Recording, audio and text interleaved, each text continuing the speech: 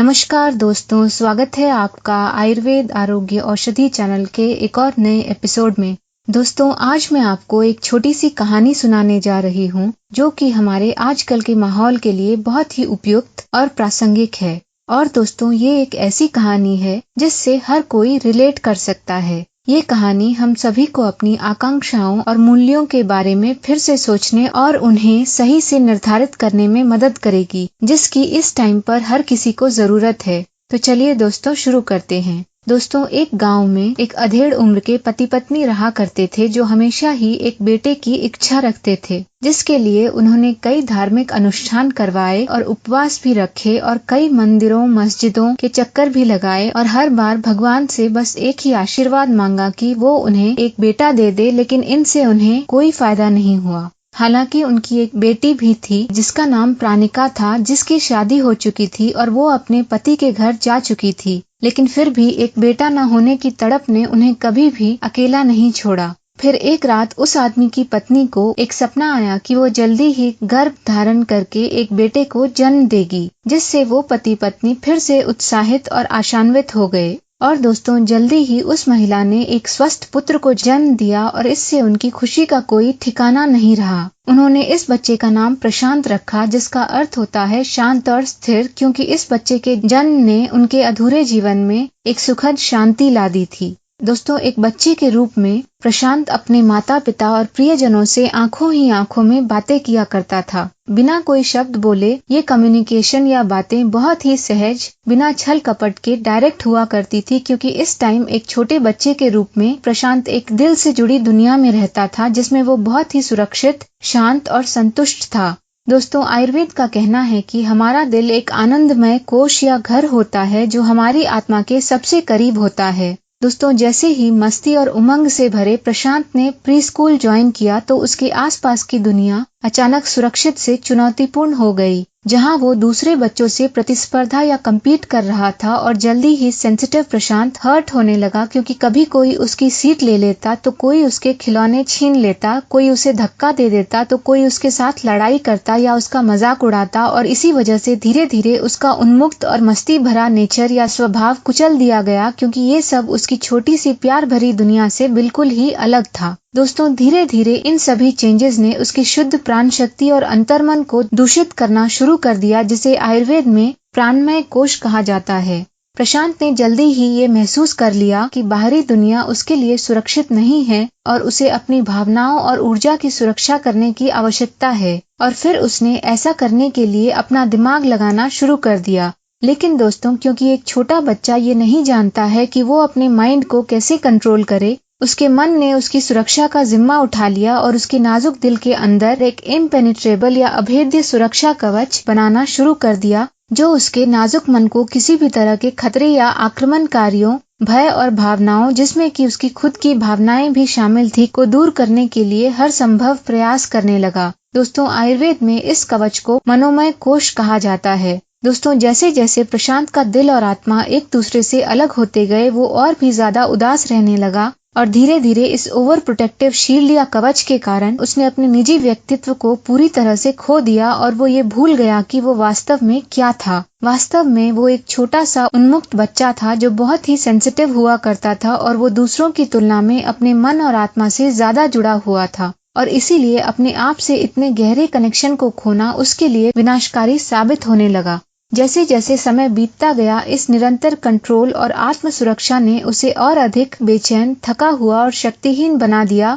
शारीरिक, मानसिक और आत्मिक स्तर पर। और दोस्तों, इन्हीं सब के कारण वो अब चिंतित भी रहने लगा था, क्योंकि अब उसके शरीर और दिमाग को एक्स्ट्रा एनर्जी की जरूरत पड़ने लगी थी, जिससे कि वो अपने अंतर्मन को शांत कर सके, अपने मूड को स्थिर रख सके और बस आराम से सो सके। अब प्रशांत वो मस्ती से भरा और खुश लड़का नहीं रह गया था जैसा कि वो अपनी किशोरावस्था में था, क्योंकि अब वो लगातार बाहरी दुनिया से कंपटीशन कर रहा था। हर मोड़ पर ऊंची और बड़ी महत्वाकांक्षाओं को पूरा करना चाहता था, जो उसकी पूरी एनर्जी को खत्म करने लगे, और वो साइकोलॉजिकल डिप्रेशन और थकावट से भर गया। अब उसके जीवन में शांति या स्थिरता का कोई अर्थ नहीं रह गया था, जो उसके नाम प्रशांत का मतलब था। अब उसको ऐसी जिंदगी का ना होना जिंदगी होने से बेहतर लगने लगा था। और ऐसे मोड़ पे जब वो जीवन और मृत्यु के चौराहे पर खड़ा हुआ जिसमें से उसे किसी एक को चुनना था। दोस्तों, हम सबको ह्यूमन नेचर या स्वभाव तो पता ही है कि जब भी हमें मुश्किल और आसान के बीच में से एक को चुनना पड़ता है तो हम हमेशा आसान रास्ते को ही चुनते हैं,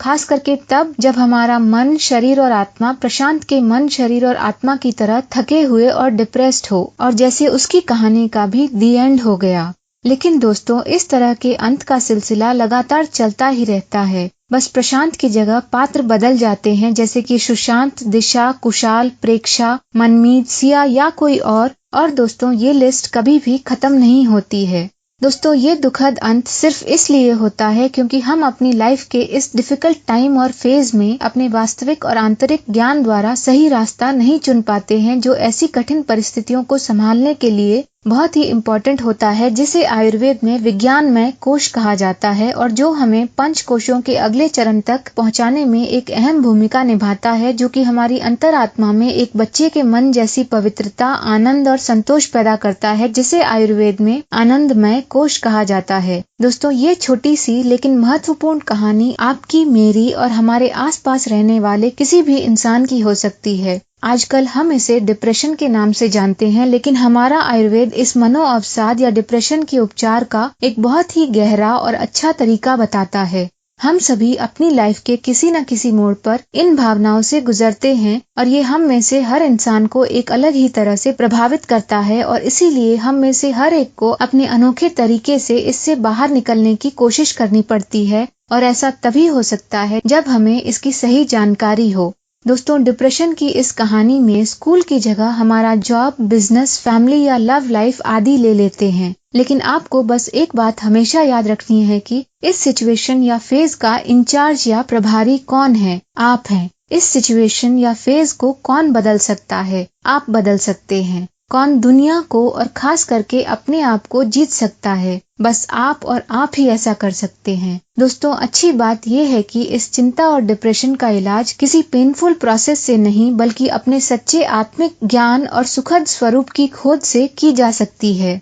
दोस्तों, ऐसा करना बहुत ही इम्पोर्टेंट होता है, क्योंकि एक बार जब आपका मन आप पर हावी हो जाता है तो ये आपको कभी भी ये नोटिस नहीं करने देता है कि आपका अपने आप से नाता टूट चुका है, और ये इस बात से आपका ध्यान हटाने के लिए क्रोध, लज्जा और ईर्ष्या आदि जैसी शक्तिशाली भावनाओं का यूज करता है। फिर आपका मन आपको सांसारिक सुखों के माध्यम से लुभाने की कोशिश करता है, जिससे आपका ध्यान अपने भीतर झांकने के बजाय पैसे, सक्सेस, फेम, फूड और सेक्स की दुनिया की ओर चला जाता है। और दोस्तों, जब ये सब कुछ फेल हो जाता है तो हमारा माइंड हमारे डर को निमंत्रण देता है, जिससे हमारी अंतरात्मा के दरवाजे हमेशा के लिए बंद हो जाते हैं और ये हमारे जीवन को ही समाप्त कर देता है। दोस्तों, हमारा मन इस ओवर प्रोटेक्टिव सुरक्षा कवच वाले टफ या स्ट्रांग पर्सनालिटी को बनाने, मेंटेन और एडजस्ट करने में एक्सपर्ट होता है, और फिर हमारा यही नकली बाहरी व्यक्तित्व पूरी दुनिया को दिखाया जाता है, जो हमारे अंतर मन की कोमल भावनाओं की रक्षा करता है।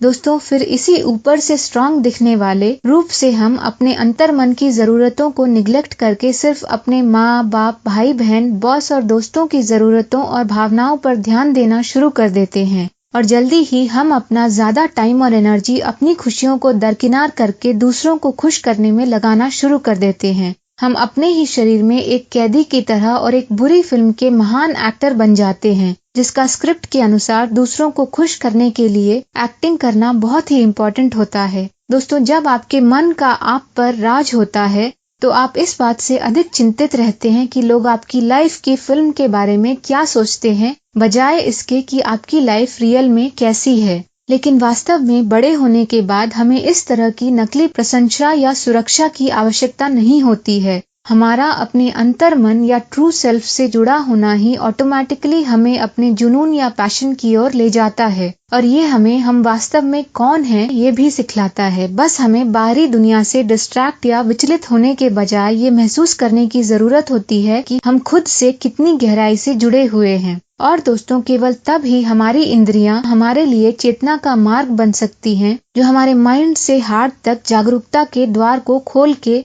हमारी वास्तविकता और हमारे होने का सही उद्देश्य हमें बताता है। दोस्तों, ऐसा होने के लिए हमें एक एक्टर नहीं बल्कि एक डायरेक्टर की सीट पर बैठना पड़ता है। क्योंकि जब हम पर हमारे मन का नहीं बल्कि हमारे दिल का कंट्रोल होता है तो हम अपने आप ही अपनी लाइफ की मूवी के डायरेक्टर बन जाते हैं। और दोस्तों, जब आपके दिल का आप पर राज या कंट्रोल होता है तो आपकी लाइफ की फिल्म आपकी शक्ति, सच्चाई, आपकी आत्मा के संदेश और आपके इस दुनिया में होने के असली उद्देश्य के बारे में बन जाती है। दोस्तों, ऐसा इसीलिए होता है क्योंकि जब हम एक डायरेक्टर की कुर्सी पर बैठे होते हैं तब हम खुद को बार बार एक ही पैटर्न में चलते हुए देख सकते हैं और तब हम इस पैटर्न को चेंज करने का निर्णय भी ले सकते हैं। दोस्तों, इस बड़े और कंप्लीट परिप्रेक्ष्य से यानी कि seeing and understanding the bigger picture से हम बड़ी ही आसानी से अपनी भावनाओं और हमारे जीवन में क्या क्या होता है उसको भी कंट्रोल कर सकते हैं। हम बड़ी ही आसानी से एक पर्टिकुलर कैरेक्टर, उसकी खासियत या बिहेवियर पैटर्न के कारण को पहचान सकते हैं जिससे हम उन्हें और अधिक सटीक और आसान तरीके से ठीक कर सकते हैं। अगर हम चाहें तो अपनी लाइफ की मूवी के किसी सीन को फिर से लिख सकते हैं या पूरी तरह से हटा भी सकते हैं, खास करके उन सीन्स को जो हमारे जीवन को नेगेटिविटी या नकारात्मकता की ओर ले जा रहे हों। दोस्तों, इसके साथ ही हमें कभी भी अपने शरीर को निग्लेक्ट या उसकी उपेक्षा नहीं करनी चाहिए, क्योंकि हमारे मन में जो भी भावनाएं होती हैं वो हमें आध्यात्मिक और शारीरिक दोनों स्तर पर प्रभावित करती हैं। जैसे कि हमारी शारीरिक तकलीफें हमारे मन को प्रभावित करती हैं। और दोस्तों, हमारे मनोमय कोश के ठीक बाहर जो कोश या एनर्जी बॉडी होती है उसे प्राणमय कोश कहा जाता है, जहां हमारी प्राण शक्ति चलती है। अगर हम पर हमारे मन का कंट्रोल होता है तो ये हमारी प्राण शक्ति के फ्लो को प्रभावित करती है, और जब हमारी प्राण शक्ति स्वतंत्र रूप से नहीं बहती है तो हमारे सूक्ष्म शरीर का एनर्जी फ्लो ब्लॉक या बाधित हो जाता है। दोस्तों, हमारे शरीर में लगभग 72,000 सूक्ष्म एनर्जी चैनल्स, जिन्हें नाड़ी कहा जाता है, होते हैं, जिनमें हमारी प्राण शक्ति के ठीक से प्रवाहित नहीं होने से गड़बड़ी आ जाती है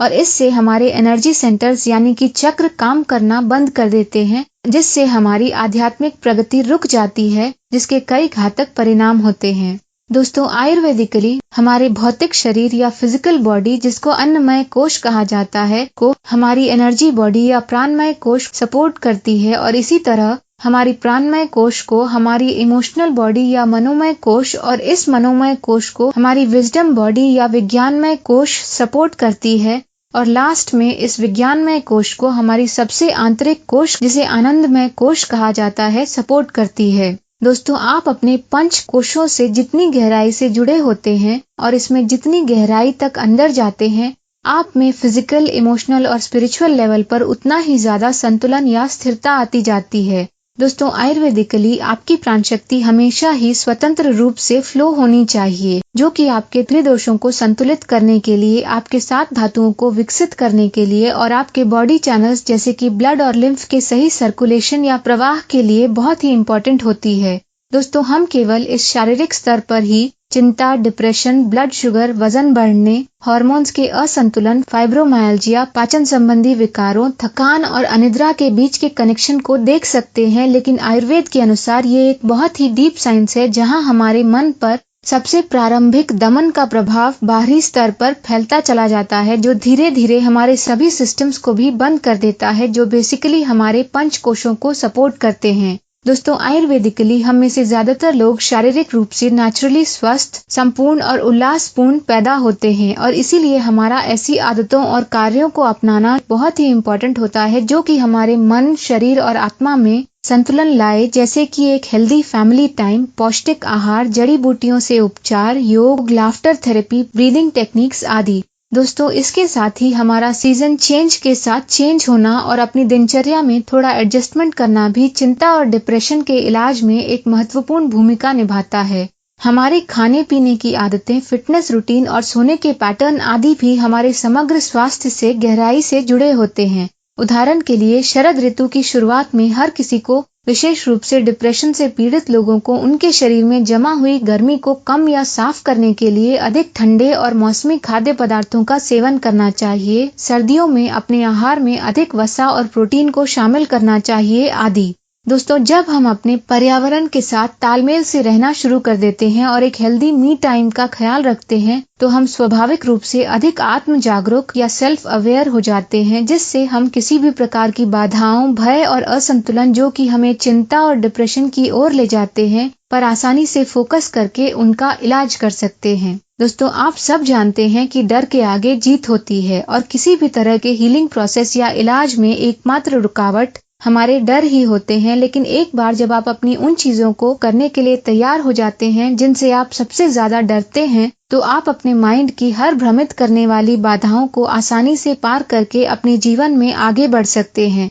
बस एक समय में एक ही काम पर फोकस करना, पहले छोटे काम और फिर बड़े कामों को निपटाकर हम सभी धीरे धीरे खुद को निडर और उन्मुक्त बना सकते हैं। दोस्तों, और इस तरह हमारा जीवन स्वाभाविक रूप से बहना शुरू कर देता है और हम अपने पंच कोशों अर्थात अपने बॉडी, एनर्जी, मेंटल विजडम और ब्लिस शीथ के बीच में एक सही कनेक्शन और प्रवाह के द्वारा और भी सशक्त हो जाते हैं, जो हमें किसी भी तरह की चिंता और डिप्रेशन से आसानी से लड़ने में सक्षम बनाता है। दोस्तों, आशा है कि हमारी टीम द्वारा बनाया गया ये वीडियो आपको बहुत पसंद आया होगा और हमारी ये छोटी सी कहानी आपको अपने जीवन की किसी भी बाधा को सही से समझने और उसको आसानी से दूर करने में आपकी बहुत मदद करेगी। और दोस्तों, इस वीडियो के अगले भाग में हम आपको डिप्रेशन से बचने और लड़ने के आयुर्वेदिक और साइंटिफिक तरीकों और उपचार के बारे में डिटेल में बताएंगे। ऐसे ही ज्ञानवर्धक वीडियोस देखते रहने के लिए इसे लाइक और शेयर जरूर करें। और अगर आपने अभी तक हमारे चैनल आयुर्वेद आरोग्य औषधि को सब्सक्राइब नहीं किया है, तो प्लीज इसे सब्सक्राइब भी जरूर करें।